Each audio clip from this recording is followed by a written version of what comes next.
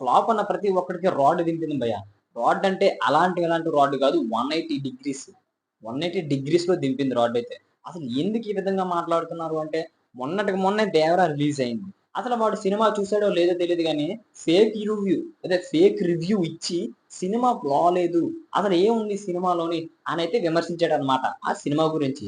ఇప్పుడు చూసుకున్నట్లయితే ఆరో రోజైనా సరే రికార్డ్ స్థాయిలో కలెక్షన్ కొట్టుకొని 500,00,00,000కి అబోవ్ అంటే 500,00,00,000 కంటే ఎక్కువ కలెక్షన్స్‌తో దూసుకు వెళ్ళిపోతుంది భయ్య.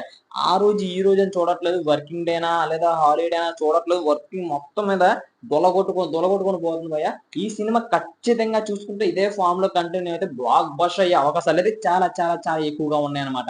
ఇకపోతే ఇది సెప్టెంబర్ 27 తారీఖున రిలీజ్ అయిన 2, 3 రోజుల్లోనే మిక్స్డ్ టాక్ ఇచ్చుకుంది. అయినా సరే బ్లాక్ బస్టర్ టాక్‌తో అయితే దూసుకుపోతుందన్నమాట.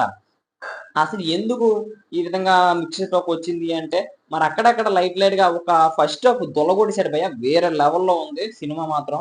సెకండ్ హాఫ్ చూసుకుంటే అంటే ఒక 30 మినిట్స్ అంటే జస్ట్ ఒక 30 మినిట్స్ సీన్స్ అలా వెళ్తుందన్నమాట.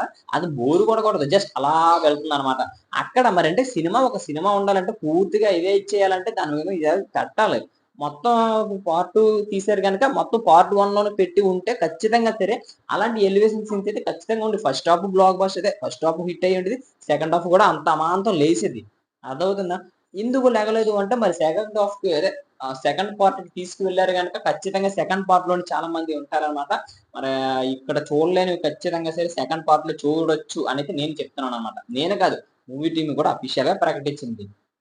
ఇకపోతే ఈ మూవీ ఖచ్చితంగా అప్పటికే లాభాల బాట పట్టేసింది భయ్యా. వచ్చిన 3 రోజుల్లోనే 300,00,00,000 కొట్టేసి అప్పుడే పెట్టిన పెట్టుబడిని లాగేసుకొని ఇప్పుడు లాభాల బాటలోకి వచ్చేసిందనమాట.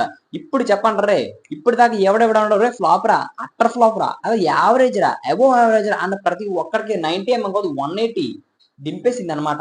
ఎక్కడి నుంచైనా సరే మార్చుకోండి.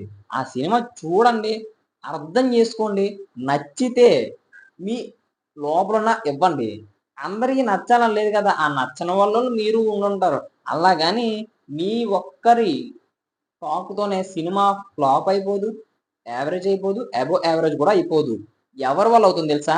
కలెక్షన్స్ వల్ల అవుతుంది. అది మనం పెట్టుబడి పెట్టిన దాన్ని బట్టి ఎక్స్‌ట్రా‌గా ఎంత లాభం వచ్చిందన్న బాట హిట్టా, బ్లాక్ బస్టరా, గప్పర్ హెబ బ్లాక్ బస్టర్ అని మనకు తెలుస్తదనమాట. అర్థమవుతుందా? ఇప్పటికైనా సరే నోటికొచ్చిందని ఏది పడితే అది వాగేయకండి. నేను చెప్పిన మాట మీకు ఖచ్చితంగా నచ్చిందనే అనుకుంటున్నాను. ఒకసారి కామెంట్ చేసేసి వెళ్ళిపోవచ్చు కదా! మళ్ళీ రండి.